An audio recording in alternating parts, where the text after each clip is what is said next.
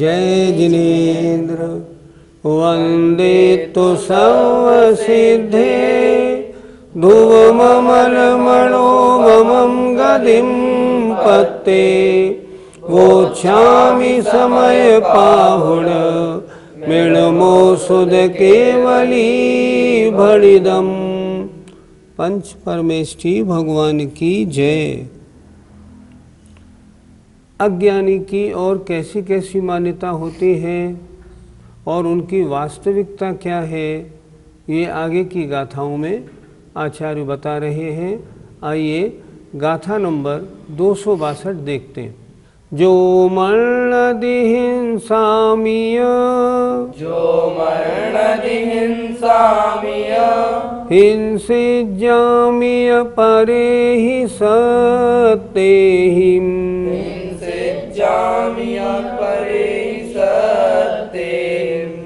सो मूढ़ो अर्णाणि अर्णाणि ये तो दुविवरीदो। बोलो। जो मरण दिहिंसामिय हिंसिज्यामिय परे हि सत्तेहिं सो मूढ़ो अर्णाणि अर्णाणि ये तो दुविवरीदो। जो मरण दिहिंसामिय हिंसिज्यामिय परे हि सत्तेहिं सो मूढ़ो अर्णाणि अर्णाणि ये तो दुविवरीदो। जो मरणदि मानता है हिंसामिय मैं परजीव को मारता हूँ, हिंसिज्यामिय मैं मारा जाता हूँ। किसके द्वारा? परे ही सत्ते ही दूसरे जीवों के द्वारा।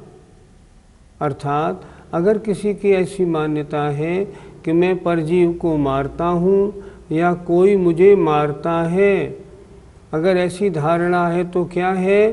सो मूढ़ो अर्णाणि, वह मूढ़ है, मोही है, अज्ञानी है।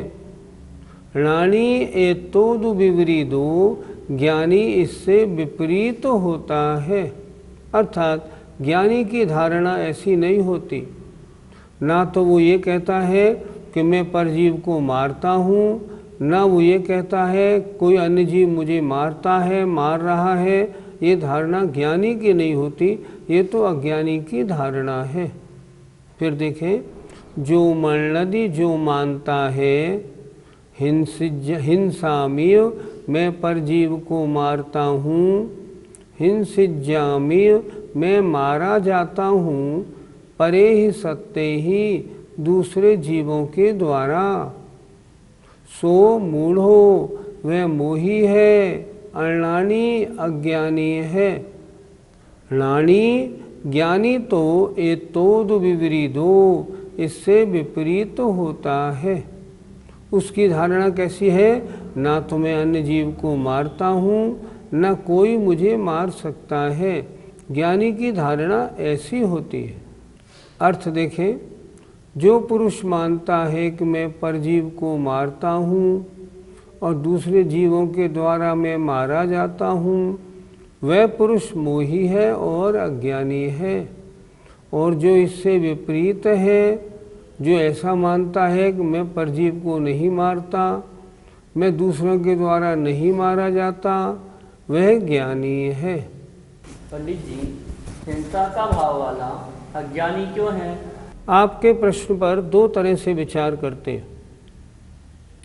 जो ज्ञानी है वो तो आत्म ध्यान में लीन है, बहिरंग क्रियाएं कुछ कर ही नहीं रहा, उसके मन में राग द्वेष के विकल्प है ही नहीं, इसीलिए तो ज्ञानी है, बंध रहित है।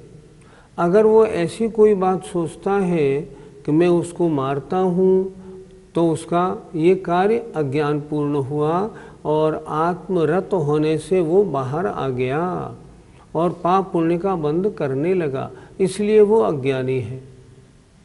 फिर एक बात और विचार करते हैं, क्या संसार में कोई जीव किसी को मार सकता है क्या? नहीं मार सकता। क्यों? कोई भी आत्मा या कोई भी द्रव्य नष्ट नहीं होता, कोई किसी को नहीं मार सकता। मेरी आत्मा है, इस शरीर के बाद ये दूसरे पर्याय में चली जाएगी, मैं थोड़ी मरूंगा। हाँ, बस मैं इस शरीर को छोड़ दूंगा, दूसरी ले लूँगा। तो मेरी हिंसा कहाँ हुई? क्या कोई ऐसा है जो किसी आत्मा को मार सके? नहीं, कोई भी किसी आत्मा को नहीं मार सकता। दोनों तरह से वह अज्ञानी है। और तीसरी बात, हिंसा करने के परिणाम कर रहा है तो अज्ञानी है ही, क्योंकि पाप रूप परिणाम, कषाय रूप परिणाम अज्ञानी के होते हैं, ज्ञानी के नहीं होते। ज्ञानी तो हिंसा करते समय भी अगर उससे हिंसा हो भी रही है तो भी हिंसा का करने वाला नहीं होता। पंडित जी, हम किसी को मार क्यों नहीं सकते? किसी जीव का मरण जब होता है, मरण माने आत्मा का उस शरीर को छोड़ना, जब होता है जब उसकी आयु पूरी हो जाए। किसी एक जीव में ये शक्ति नहीं है कि वो किसी अन्य की आयु को पूरी कर दे या बढ़ा दे या घटा दे, ये शक्ति किसी में नहीं। किसी को हम मार नहीं सकते और मरते हुए को हम बचा भी नहीं सकते। हाँ, उसकी आयु होगी तो वो जीवित रहेगा और उसकी आयु नहीं होगी तो मरेगा। हम देखते हैं किसी मकान में भयंकर आग लगी, मान लो उस झोपड़ी में 6 लोग रहते थे, 5 तो मर जाते हैं, एक 6 महीने का बच्चा जीवित रह जाता है नीचे, वो नहीं मरता। क्यों नहीं मरता? उसकी आयु अभी शेष है, इसलिए वो नहीं मरता। औरों की आयु तो समाप्त हो गई तो उनका तो मरण हो गया, लेकिन इसकी आयु अभी शेष है, इसलिए ये बचा हुआ है। इसलिए मैं किसी को मारता हूँ, ये परिणाम अज्ञानता के हैं। पंडित जी, फिर तो अकाल मरण व्यर्थ हो गया। अकाल मरण व्यर्थ नहीं हो गया। कोई जीव है, उसने जितनी आयु पाई है, अगर पूरी आयु भोगने से पूर्व अगर वो मर जाता है तो अकाल मरण कहा जाता है। और ऐसा होता है जीवों के। लेकिन प्रश्न ये है, क्या हर व्यक्ति का अकाल मरण कोई दूसरा करा सकता है क्या? नहीं करा सकता। मैं इसको मारता हूँ, नहीं मार सकते जब तक कि उसके वैसे पाप का उदय नहीं हो। बहुत जगह देखा जाता है, किसी एक को मारने के लिए चोर आए, बदमाश आए, गुंडे आए, उन्होंने गोलियां भी चलाई, लेकिन उसके एक भी गोली नहीं लगती, वो सेफ रहता है। गोली लगी तो पैर में लग गई, उससे भी वो बचा रहता है। क्यों बचा रहता है? उसका अकाल मरण अभी संभव नहीं है। अकाल मरण तो है, लेकिन अकाल मरण होना है या नहीं, ये मेरे हाथ में नहीं है कि मैं उसका अकाल मरण कर दूं। ये मेरे हाथ में नहीं। अगर मेरे हाथ में होता तो 2 राजाओं की लड़ाई में एक राजा सामने वाले की सारी सेना को मार देता, पर नहीं, ऐसा नहीं करा सकता। ये धारणा अज्ञानी की है। ज्ञानी तो कभी इस बारे में सोचता ही नहीं। पंडित जी, ज्ञानी का चिंतन कैसा रहता है? ज्ञानी अगर शुद्धोपयोगी है तो वह आत्मलीन रहता है, वहाँ से हटता नहीं। अगर शुभोपयोगी सम्यक दृष्टि है तो लाभ अलाभ में, शत्रु में, मित्र में, जंगल में, महल में, सुख दुख में, इष्ट पदार्थों अनिष्ट पदार्थों में समता परिणामी होकर रहता है। तभी तो वो सम्यक दृष्टि ज्ञानी है। सम्यक दृष्टि लाभ अलाभ में रोता और खुश होता नहीं, सुख दुख में उसको सुख दुख नहीं मानता। वो तो समय समता परिणाम से रहता है। वो जानता है दुख के समय में दुख मानने से फिर नवीन कर्म बंधेंगे। मैं क्यों करूं, क्यों बांधूं? जो कर्म उदय में आया है खिर जाए तो अच्छा है। हमने देखा जब किन्हीं मुनि महाराज को आहार के लिए निकले और विधि नहीं मिलती, तब क्या करते हैं? वो लौट के आते हैं और जाप देने बैठ जाते हैं और अच्छी तरह जाप देते हैं। नमोस्तु करके हमने पूछा, महाराज आज तो आपका आहार हुआ ही नहीं, विधि नहीं मिली। बहुत अच्छा हुआ, आहार नहीं हुआ तो आहार के समय होने वाला जो थोड़ा बहुत पाप कर्म था उससे बचा और अब मैं जाप देने बैठ गया तो और अच्छा हुआ कि नहीं हुआ। और जो असाता वेदनी था उदय में आया वो खिर गया। ज्ञानी को ऐसे कार्यों में रंच मात्र भी दुख नहीं होता, वो तो हर जगह समता परिणामी बना रहता है। उसकी पक्की धारणा है न मैं किसी को मार सकता हूँ न कोई मुझे मार सकता है, इसलिए तो उसके मरण भय नहीं होता। आप 4-5 ज्ञानशाला पूर्व पढ़ाया था, जो सप्त भय से रहित तो होता है। कोई तुम्हें मार सकता है? कोई नहीं मार सकता। बचा सकता है? नहीं। आयु पूरी होने पर 1 सेकंड भी कोई जिंदा भी नहीं रख सकता। क्यों? ये तो कर्म की क्रिया है। गाथा 262 का पद्यानुवाद देखें। मारूं से वह मुझे जब मारता है, मोही कुधी मन मना यह मानता है। मेरा नहीं मरण हूँ ध्रुवशील वाला, ज्ञानी कहे मुनि नेरा जड़ में निराला। वह मुझे जब मारे तो मैं उसको मारूं, ऐसा तो जो मोही कुधी माने खोटी बुद्धि वाला अज्ञानी है, ये उसकी मान्यता है। मैं तो हमेशा अमर हूँ, ज्ञानी की मान्यता तो ऐसी होती है। आइए गाथा नंबर 263 देखते। आउखयेण मरणम,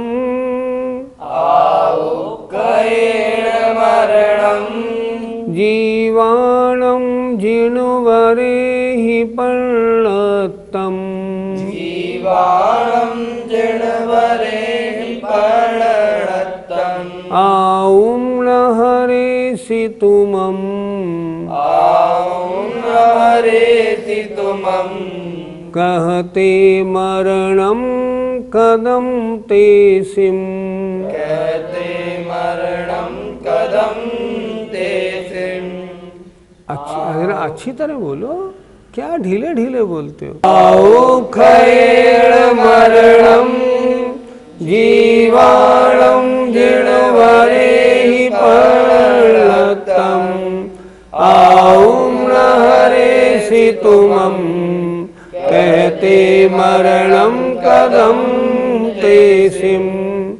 आउखयेण मरणं, जीवाणं जिनवरेहि पर्णतम्। आऊं न हरेसि तुमम्, कहते मरणं कदम ते सिम। आउखयेण आयु के क्षय से, मरणम मरण होता है। किनका? जीवाणम जीवों का। जिनवरे ही पर्णतम ऐसा जिनेन्द्र देव ने बताया है। भगवान का उपदेश है आयु समाप्त होने से जीवों का मरण होता है। लेकिन आऊं न हरेसि तुमम, तुम बोलते हो ना मैं उसको मारता हूँ, तो क्या तुमम माने तू, आऊं न हरेसि तू आयु नहीं हरता है। क्या तुम ऐसा कर सकते हो? किसी के आयु कर्म को हरण कर लो? नहीं कर सकते। जब नहीं कर सकते तो तुम किसी को मार कैसे सकते हो? आऊं न हरेसि तुमम, तू आयु नहीं हरता है। तो कह माने किस प्रकार, ते माने तूने, मरणम माने मरण, तेसिम माने उन पर जीवों का किया, फिर तैने उनको मारा कहाँ? तू कैसे कहता है कि तू उनको मारता है? नहीं, ऐसी बात ठीक नहीं। जीव कम मरण को प्राप्त होता है जब उनके आयु कर्म का क्षय हो जाता है, उससे पहले मरण संभव नहीं। फिर देखें जरा, आउखयेण मरणम, आयु के क्षय से मरण होता है। जीवाणम जीवों का, जिनवरे ही पर्णतम, जिनेन्द्र भगवान ने ऐसा कहा है। तुमम आऊं न हरेसि, तू आयु नहीं हरता है, तो कह माने किस प्रकार, ते तेषिम मरणम कदम, किस प्रकार तूने उन जीवों का मरण किया, अर्थात तू मरण नहीं कर सकता। अर्थ देखें, जीवों का मरण आयु कर्म के क्षय से होता है। जिनेंद्र देव ने ऐसा बताया है, और तू उनके आयु कर्म को हरता नहीं है, तब तूने उन पर जीवों का मरण किस प्रकार किया, अर्थात तेरी धारणा गलत है। पंडित जी, मरण कितने प्रकार का होता है? मरण 2 प्रकार का भी, मरण 5 प्रकार का भी। 2 प्रकार का मतलब आयु पूरी भोग कर जो मरण हो वो काल मरण, और आयु पूरी होने से पहले जो मरण हो जाए वो अकाल मरण। 2 प्रकार का। मरण 5 प्रकार का। कोई मिथ्या दृष्टि जीव मरण करता है तो बाल बाल मरण। कोई सम्यक दृष्टि तो हो गया पर व्रतों को धारण नहीं किया तो बाल मरण। कोई सम्यक दृष्टि हो गया लेकिन उसने श्रावक के व्रतों को धारण किया तो बाल पंडित मरण। मुनिराज बनने के बाद जो मरण होता है वो पंडित मरण, और केवली भगवान जो अंत में अपना शरीर छोड़ते हैं वह पंडित मरण है। मरण माने आत्मा का और शरीर का अलग हो जाना, इसका नाम मरण है। पंडित जी, मरण जीव का होता है या शरीर का? जन्म और मरण ये तो जीव की पर्याय है, शरीर की नहीं। शरीर का जन्म मरण नहीं होता। शरीर में से आत्मा निकली तो शरीर का मरण कह दिया जाता है। बाकी मरण जीव का होता है, जन्म जीव का होता है, शरीर का जन्म और मरण नहीं होता। पंडित जी, यदि अगली आयु बंध जाए तो भी क्या अकाल मरण हो सकता है? अकाट्य नियम है, इसे कोई नहीं काट सकता। यदि अगली पर्याय की आयु का बंध हो चुका है तो जितना समय शेष है वो पूरा का पूरा इसी पर्याय में रहना है। अकाल मरण हो ही नहीं सकता उस जीव का। तो जब तक आयु बंध अगला नहीं हुआ है तभी तक मरण संभव है, उसके होने के बाद मरण संभव नहीं।